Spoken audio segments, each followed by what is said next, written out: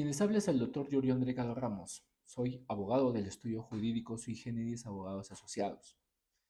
En esta oportunidad, en nuestro primer video de nuestro canal de YouTube, queremos compartir con ustedes un tema del cual consideramos muy relevante hoy en día conforme a los procesos que estamos patrocinando actualmente. Vamos a hablar del tema de la unión de hecho. Un tema muy bonito, muy controversial a la vez, del cual hemos recibido diversas consultas y que en esta oportunidad queremos compartir o tocar un poco más a fondo este tema para mencionar sobre qué es, cómo se configura esta unión de hecho y cuáles son los pasos que debe de seguirse para poder obtener el reconocimiento legal de esta. A modo de antecedente podemos mencionar lo siguiente, que anteriormente ya en sociedades remotas como en la antigua Grecia, en la antigua Roma, ya existía esta figura del concubinato, de la unión de hecho, ya que existían uniones extramatrimoniales, es decir, uniones de pareja, sin haber contraído previamente un matrimonio. También debemos mencionar de que en siglos pasados existían sociedades muy, pero muy conservadoras, que al existir o al ver o al apreciar la unión de una mujer o de un hombre en pareja sin haber contraído matrimonio previamente, estaban sometidos a un sinnúmero de prejuicios y más que todo eran tratados de manera hostil por el hecho de no haber contraído previamente el matrimonio y más que todo también por diversos aspectos religiosos en su época. En ese sentido, la unión de hecho o el concubinato era considerado como algo que no estaba permitido en las sociedades anteriormente. Es por ello de que podemos decir de que al no haber sido reconocida en su momento de manera legal, también no reconocía diversos derechos sucesorios o derechos de filiación, y más aún si es que existían hijos dentro de esta unión, ya que eran considerados en su época como hijos ilegítimos. Ahora bien, ya habiendo mencionado este antecedente, podemos mencionar de que la unión de hecho viene a ser aquella convivencia libre y voluntaria entre un hombre y una mujer sin impedimentos matrimoniales. ¿Con qué fin? Con el fin de obtener deberes y responsabilidades semejantes a la del matrimonio. Entre estos podemos mencionar los derechos sucesorios, los derechos de filiación, etcétera. Ahora, a través de esta práctica de unión de hecho podemos apreciar de que menos personas están optando por el matrimonio, por lo que puede ser por diversos aspectos económicos, sociales, familiares, etc. Sin embargo, la ley aún las individualiza. Por un lado, la institución del matrimonio y por otro lado, lo que viene a ser la unión de hecho. El artículo 326 de nuestro Código Civil reconoce legalmente a la unión de hecho y la conceptualiza de la siguiente manera. Es aquel acto voluntario realizado entre un hombre y una mujer, quienes deben estar libres de impedimento matrimonial para alcanzar finalidades y cumplir deberes semejantes a los del matrimonio.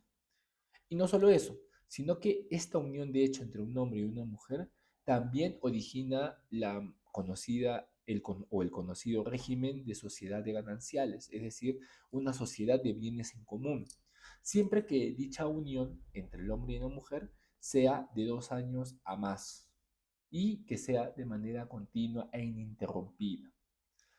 Ahora, para que mencionemos a una unión de hecho como tal, deben de existir 5 elementos muy importantes que deben de confluir en conjunto para nosotros advertir de que estamos ante una unión de hecho. En primer lugar, para que una unión de hecho exista entre la pareja o en los concubinos, no deben de existir ningún impedimento matrimonial, es decir, para contraer matrimonio. Esto generalmente ocurre, o en diversos casos se ocurre, cuando existen personas que sus concubinos han fallecido o sus parejas o cónyuges han fallecido o se encuentran separados de su cónyuge. ya que asumen en algunos casos de manera automática que al estar separados, su cónyuge al fallecer, ya se encuentran automáticamente solteros. Sin embargo, para la ley no es así.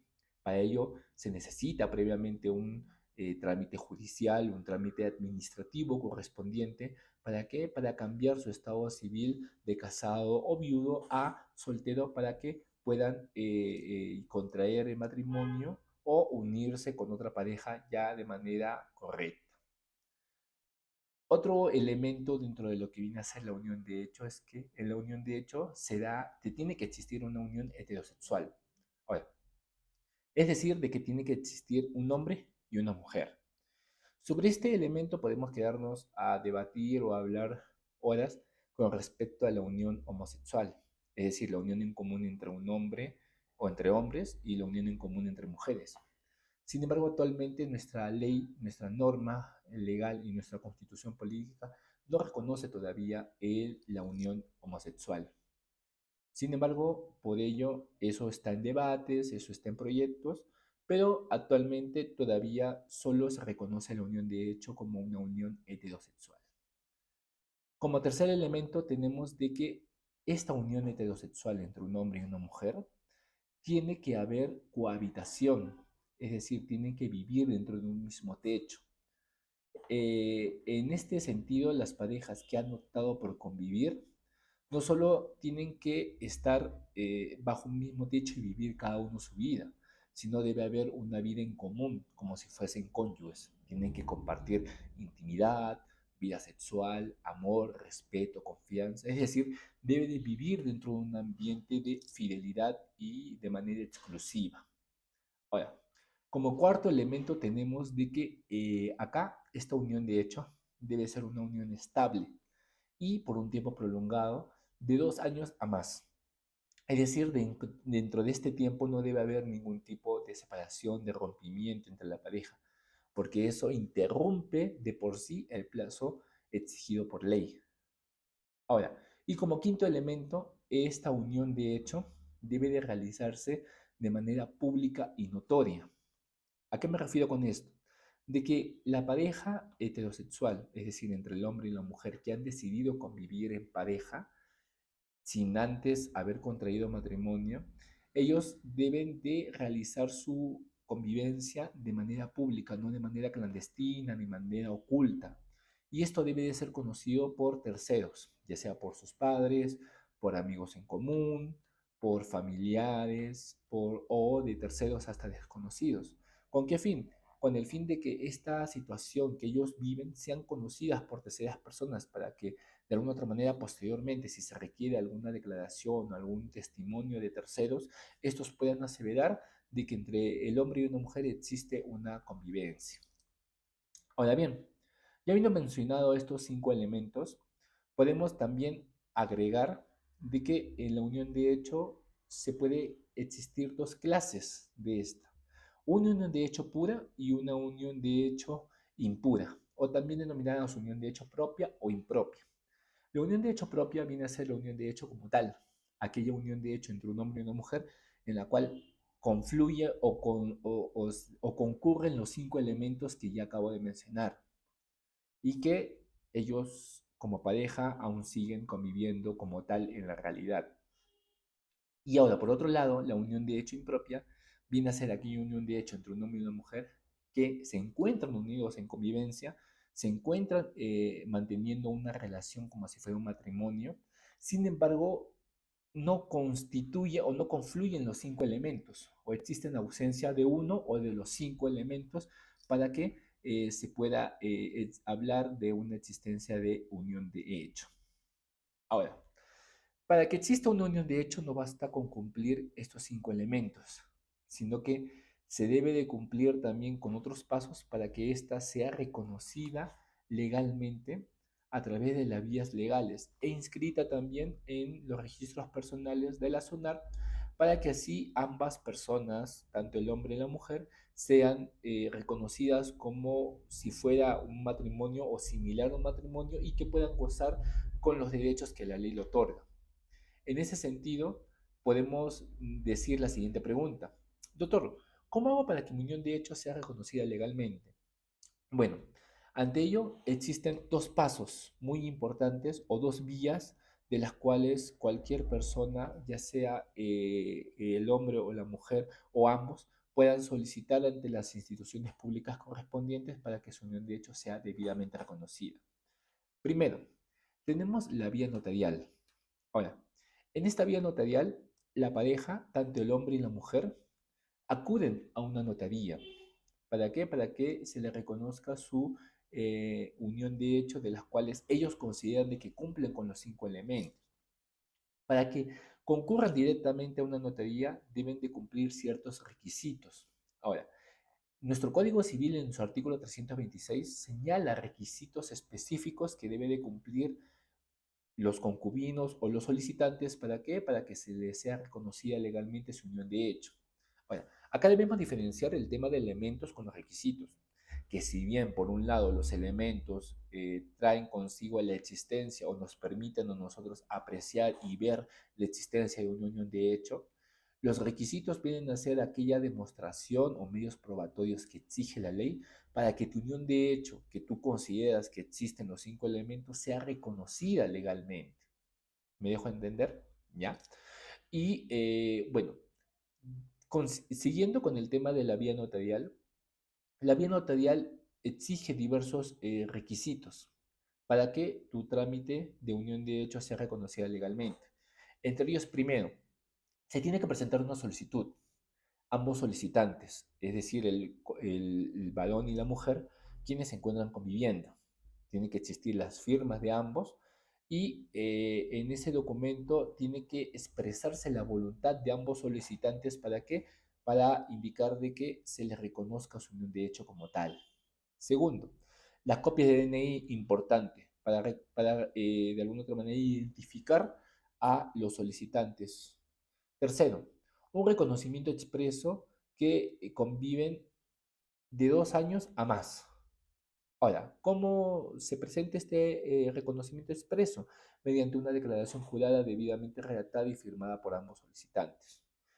Otro requisito, debe haber una declaración expresa que se encuentran ambos solicitantes libres de impedimento matrimonial. Eso también debe de consignarse en un documento de declaración jurada. También debe de presentarse un certificado domiciliario de ambos solicitantes. Ese documento se puede solicitar, para la redundancia, ante la municipalidad o ante la notaría de su elección. También deben de presentarse constancias negativas de inscripción de matrimonio de los solicitantes. Es decir, que ambos solicitantes no deben de registrar ninguna inscripción de matrimonio. Por lo tanto, eso de alguna otra manera cargaría de que su trámite no sea procedente. Estos documentos o este documento pueden ser expedidos por la municipalidad donde conviven o expedidos por la oficina de la RENIET también donde se encuentran. Otro documento que es requisito indispensable es el certificado negativo de la unión de hecho de ambos solicitantes. Este certificado negativo es expedido por el registro de personas naturales de la oficina registral en donde se encuentran conviviendo ambos solicitantes. Otro documento también viene a ser la declaración de testigos o adjuntar DNIs de los testigos o de las personas que de alguna otra manera tienen conocimiento de que un hombre y una mujer se encuentran conviviendo. ¿Por qué es importante esto? Esto es importante ¿por qué? Porque estas personas, mediante su declaración o su testimonio, van a aseverar de que la pareja solicitante sí se encuentra conviviendo y por 2 años a más. Y otros documentos que acrediten también el estado de convivencia. ¿Cuáles serían, doctor? Me preguntarían. En este caso podrían ser, si es que existen niños dentro de la unión de hecho, pueden presentar sus certificados o actas de nacimiento. También pueden presentar contratos de alquiler si se encuentran viviendo dentro de un cuarto o un departamento alquilado. También contratos de compraventa si es que han adquirido una vivienda en común, etcétera. Ahora bien, siguiendo con el trámite notarial, una vez presentada la solicitud con todos estos requisitos que acabo de mencionar, se presentan ante el notario. ¿Y el notario qué es lo que hace? El notario ordena que un pedazo del extracto de la solicitud sea publicado en el Diario Oficial del Peruano o en el Diario Oficial de Mayor Circulación. ¿Con qué finalidad se hace esto? Se hace esto con la finalidad de que ese trámite de unión de hecho sea conocido por todos, es decir, con la finalidad de que si es que existe alguna persona quien se opone o quien tenga el derecho pertinente para oponerse o para tomar en cuenta de que este trámite no debe de seguir, puede presentar su posición correspondiente. Ahora, una vez efectuada esta publicación o esta última publicación del extracto de la solicitud, debe de transcurrir el plazo legal de 15 días. Este es el plazo legal que se otorga para qué? Para que aquella persona quien tenga derecho formule su oposición correspondiente ante el trámite de la unión de hecho. Si es que habiendo transcurrido este plazo de 15 días hábiles, no existe ningún trámite o ninguna presentación de escrito de oposición al respecto o al trámite de unión de hecho ya solicitado, lo que hace el notario es expedir la escritura pública correspondiente, en la cual consigna la información que reconoce legalmente la unión de hecho de los solicitantes. Y posteriormente a ello, procede a enviar el documento pertinente a la oficina de la SUNAR para que se inscriba en los registros de personas naturales correspondientes. Eso es, por un lado, el tema de la vía notarial. Por otro lado, tenemos la vía judicial. Ahora, la vía judicial viene a ser aquella vía en la cual nos encontramos frente a la existencia de un proceso judicial denominado reconocimiento judicial de unión de hecho. Como todo proceso judicial, se inicia con la presentación de una demanda. Ahora, en esta demanda puede ser redactada y firmada por ambos solicitantes, por los dos, por el hombre y por la mujer, o por uno de ellos. Correcto. Ahora, en esta situación, esta demanda o solicitud también que se presenta ante el Poder Judicial debe de ser redactada y firmada por un abogado y los solicitantes. En esta demanda debe de consignar los mismos requisitos que se establecen para el trámite notarial, con el agregado de que se debe de adjuntar el pago de las tasas correspondientes, los vouchers correspondientes. Ahora, dentro de este trámite judicial de unión de hecho, hay un tema muy complicado. ¿Por qué? Porque se presumiría de que este proceso judicial podría ser un proceso judicial no contencioso o incluso un proceso judicial sumadísimo por el tema, por la finalidad que se persigue, que viene a ser un reconocimiento judicial de unión de hecho. Sin embargo, no es así. Nuestro Código Procesal Civil señala de que este tipo de procesos está ligado a una vía procedimental de proceso de conocimiento. Y el proceso de conocimiento viene a ser aquel tipo de proceso que lleva a cabo los plazos más extensos de todo lo que viene a ser el Código Procesal Civil. Es decir, nos encontraremos ante un proceso demasiado extenso. Ahora, ¿toma su tiempo para emitir su sentencia? Sí, efectivamente. Por eso esa es una de las grandes diferencias que tiene con el trámite notarial.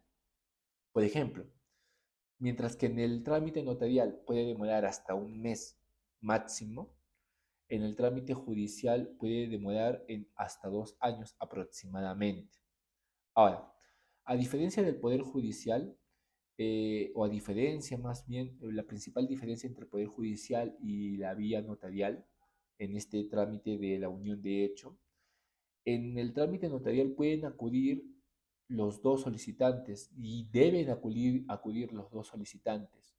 ¿Por qué? Porque si solo un conviviente acude a la notaría, esta notaría no tiene competencia para poder emitir un pronunciamiento solo ante la convicción o ante la solicitud de uno de estos solicitantes. Es decir, de que al existir conflicto o al existir solamente la voluntad de uno, el notario pierde competencia y tiene que derivar lo correspondiente al Poder Judicial. Eso es contrario al trámite notarial, ya que en el trámite judicial sí pueden concurrir ya sea ambos solicitantes o solo uno de ellos. ¿Por qué? Porque puede existir el caso de que uno de los convivientes haya fallecido y por lo tanto el conviviente que se encuentra vivo puede solicitar de por sí que se le reconozca su unión de hecho que ha mantenido con el conviviente ya fallecido. Por lo tanto, eso ya es competencia correspondiente de el juez de turno o el juez competente. Y una última diferencia es más que todo el aspecto económico, ya que mientras en un trámite judicial se pagan tasas correspondientes que pueden oscilar entre los costos de entre 100 a 200 soles aproximadamente, en el trámite notarial se lleva a cabo el pago de una tasa notarial, que eso depende ya del tarifario de cada notaría, que es correspondiente entre los 500 hasta los 1500 soles, ya que eso, como repito, depende de cada notaría. Bueno, en esta oportunidad, ya para finalizar y para terminar de mencionar más que todo este tema de la unión de hecho, consideramos de que la unión de hecho es totalmente relevante. ¿Por qué? Porque aquellas personas que han decidido mantenerse en unión, en convivencia, sin haber contraído matrimonio, también merecen su reconocimiento legal.